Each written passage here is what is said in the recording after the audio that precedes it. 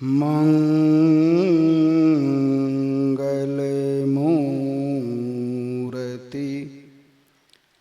सतगुरु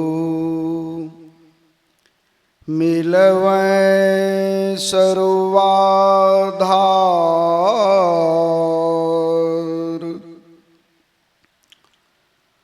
मंगलमय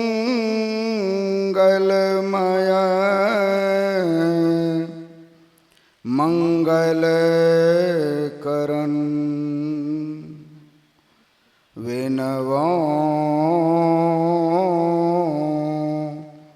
बारंबार।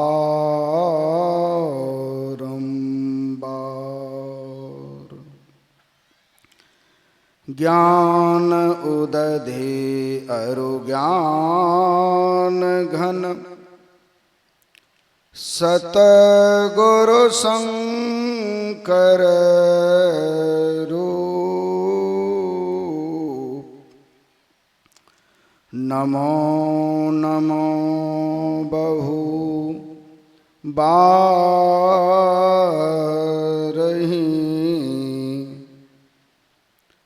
सकल सुपूजन भूप।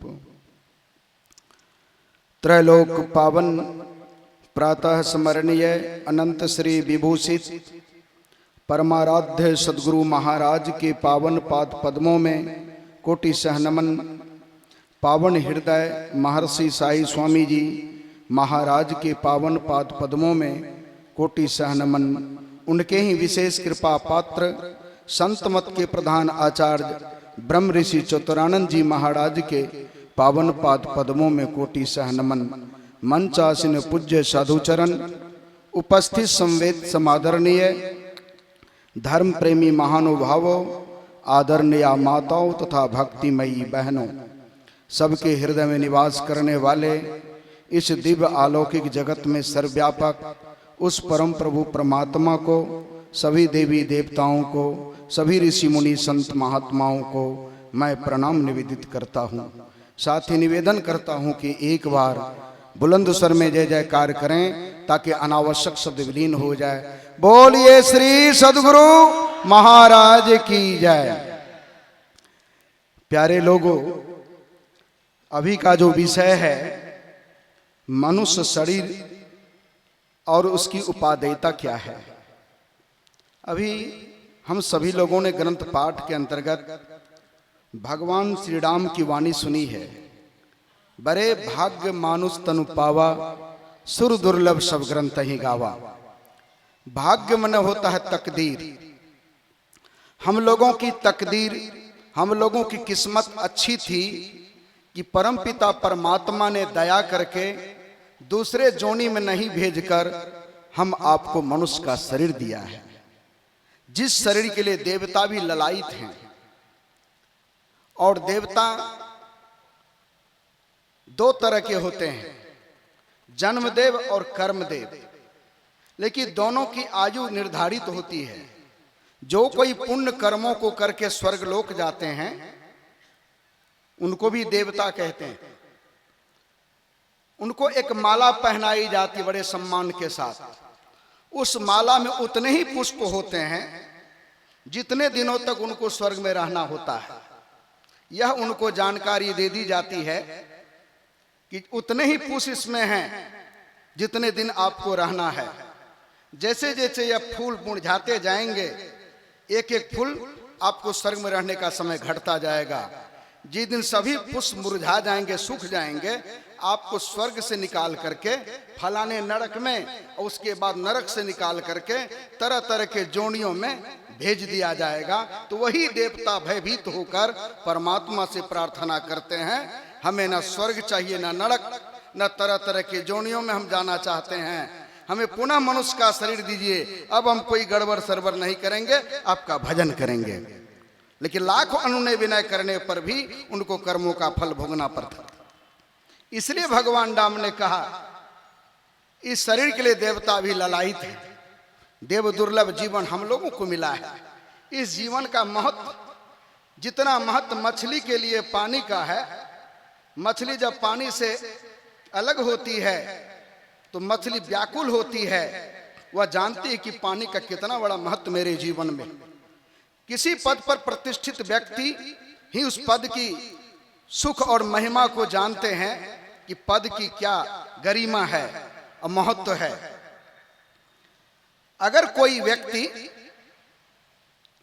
जो है दुख में पड़ा व्यक्ति, संसार के दुखों में जो पड़े हुए लोग हैं, वे दुख में पड़े हैं लेकिन जानते नहीं हैं, इसलिए भक्ति नहीं करना चाहते हैं। हम सभी लोग परमात्मा से कौल करार करके आए। एक कवि ने बड़ा अच्छा लिखा, 10 मास रहे जब गर्भ में ही, तब मैं हरि से कौल किया, मैं बाहर होए हरि भक्ति करूं, तेही कारण मोही निकाल दिया, इत आए जगत में भूल गयो, तेही कारण लोग भयो दुखिया, कवि गंग कहे मन चेत करूं, भजू राम सिया जिन जन्म दिया। यह शरीर जितना देव दुर्लभ शरीर है उतना ही क्षण भंगुर है। कब यह जीवन समाप्त हो जाए। गुरु महाराज कहते हैं, क्षण क्षण पल पल समय सिरावे, नर तन दुर्लभ फिर नहीं पावे, दुर्लभ मानुष तन करिए गुरु भजन, बिना रे भजन व्यर्थ जन्म न सावे। बिना भजन के जीवन आपका व्यर्थ बीत रहा है। इसलिए क्षण क्षण पल पल करके समय हमारे आपके जीवन से समाप्त हो रहा है। हम पल पल करके मौत के करीब हो रहे हैं, मौत हमारे करीब आ रही है। दूसरे जगह परमाराध गुरु महाराज कहते हैं, दिन बीतत जावे आयु खुटावे, भजो भजो प्रभु नाम, परिजन धन सारा सुतवित दारा, नहीं आवे को काम, निज तन छुट जावे काम न आवे, यह जग दुख को धाम, सब विषय पसाड़ा भव की जाड़ा, या में नहीं आराम, प्रभु केवल साचारू सब काचा, भजो प्रभु का प्रतियाम। जैसे किसी व्यक्ति को इस 2 डिग्री बुखार लग जाए तो वह उछलता है बुखार के ताप से, संताप से। तो हमने देखा है राजाई कंबल कितने चादर ओढ़ा देते तब भी वह उछलता है। लोग उसको दबा करके पूरा शरीर का भार दे करके जो है उसको दबाए रहते, धीरे धीरे जो है उसका बुखार का प्रभाव कम होता है, शरीर का उछलना तरपना बंद होता है। हम मनुष्य के भी जीवन में विषय का बुखार लगा हुआ है। सभी लोग तरप रहे हैं, व्याकुल हो रहे हैं, सबके अंदर विषय वासना तृष्णा की आग लगी है। एक कवि ने, दिनकर कवि ने बड़ा अच्छा लिखा है, महाप्रलय की ओर सभी को इस मरु में चलते देखा, किससे लिपट जुड़ा था सबको इस ज्वाला में जलते देखा, अंतिम बार चिता दीपक में इस जीवन को बदलते देखा, चलते समय सिकंदर सी विजयी को करमलते देखा।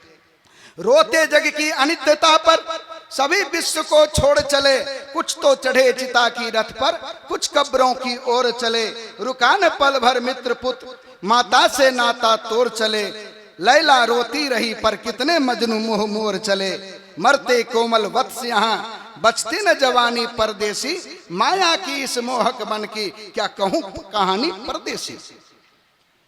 सभी लोगों के अंदर विषय वासना की आग धधक रही है। जितना देव दुर्लभ यह शरीर है सबके अंदर यह आग लगी हुई है। उसी आग से सभी लोग व्यथित और दुखित सब लोग तड़प रहे हैं। किस तरह तड़प रहे हैं? जैसे हाथी को एक हथवाहा सजाया, राजा सवार होने ही वाले थे। हाथी जो है, हाथी का शरीर था विशाल, मान सम्मान पा रहा था हाथी, लेकिन उसके अंदर एक तरफ थी, हमको मनुष्य का शरीर मिले, हम भी भगवान का भजन करेंगे। हाथी उसी तरफ में अपनी व्यथा को दूर करने की तरफ में हाथी सड़क के साधारण धूल को उठा करके, लतमर्दन धूल को उठा करके अपने माथे पर छिड़कता है। एक युवक की दृष्टि पड़ गई, वह युवक दौड़ता हुआ रहीम कवि के पास गया। रहीम कवि से पूछा, ये हाथी धूल क्यों लेता है सर पर? तो रहीम कवि ने उत्तर दिया। हाथी की तरफ को रहीम कवि ने अनुभव किया, महसूस किया। उसने अपने शब्दों में उनकी व्यथा को सुनाया। हाथी क्या चाहता है? काहे युवक सुनो, हाथी चाहता है कि जिस चरण रज के स्पर्श से पत्थर से एक मनुष्य अवतरित हो गया अहिल्या के रूप में। भगवान राम ने पत्थर में अपना चरण स्पर्श किए और अहिल्या नाम के एक नारी प्रकट होगी मनुष्य के रूप में। वह हाथी वही चरण रज खोजता है कि भगवान राम कभी इस होकर गए होंगे, वह चरण रज इस रज में मिला होगा, मैं लेता हूं, स्पर्श हो गया तो हाथी वाला शरीर बदल करके मनुष्य का शरीर हो जाएगा, हम भी भगवान का भजन करेंगे। इस तरफ को हाथी महसूस करता है। प्यारे लोगों, संत तुलसी साहब कहते हैं, जिनने नर अवतार लिया ने लिया, जिनके हृदय गुरु संत नहीं, वह मनुष्य शरीर में आना उसके नहीं आने के समान है। जिनके हृदय में गुरु और संत के प्रति श्रद्धा प्रेम भक्ति नहीं है। इसलिए हमारे साईं स्वामी जी महाराज कहते हैं, इस समय को मत गमाइए, मन भजन करो भगवान भरोसा क्या कल का। बचपन गया जवानी बीती, जब से जन्म लिए हैं तब से हम खो ही रहे हैं। हमारी संपत्ति हेरा रही है और आपको लगता हम जमा कर रहे हैं। बचपन खो गया, तरुण अवस्था खो गई, जवानी खो गई, बुढ़ापा में आप तब्दील हो गए हैं। बुढ़ापा भी आपके जीवन से एक दिन विदा हो जाने वाला है और आप कहते हम जमा कर रहे हैं। क्या जमा कर रहे हैं? करोड़ों की ढेर पर एक दिन बूढ़ा शरीर लुढ़क जाएगा और लोग श्राद्ध संपिंडन का भोज कर देंगे। खाने वाले के बहुत बढ़िया भोज बना और आपके परिवार के लोग पिंडदान करके आपसे अपना नाता तोड़ लेंगे। क्या जाएगा साथ में? इसलिए पूज्य बाबा एक प्रसंग सुनाया करते थे। एक गड़ेरी भेड़ चढ़ा रहा था, धरती में गड़ा हुआ एक चमकीला पत्थर पर उनकी दृष्टि पड़ गई। पहले पैर के अंगूठे से उखाड़ने का प्रयास किया, नहीं उखाड़ सका। लाठी से उखाड़ने का प्रयास किया, ठोकर मारकर नहीं उखाड़ सका। तब उंगली से मिट्टी कुड़ेद करके उखाड़ लिया, साफ करके हर ही भेड़ के गले में बांध दिया। चमकीला पत्थर इधर उधर भागता है तो पत्थर से पता चल जाएगा किधर भागा है, या श्री वृद्धि के ख्याल से बांध दिया। भेड़ चढ़ा रहा था, उसे होकर के जाहुड़ी जा रहा था। जाहुड़ी की दृष्टि पड़ गई उस पत्थर पर, देखा यह तो बहुत बेशकीमती हीरा है। गड़ेरी से कहा कि यह पत्थर मुझे दे दो। कहा कि नहीं। कहा कि मैं तुम्हें 5 रुपया देता हूं, दे दो। गड़ेरी सोचा कैसा मूर्ख है, पत्थर का 5 रुपया देता है। कहा लो पैसा। जाहुड़ी पैसा दे दिया। कहा कि जाकर स्वयं खोल लो।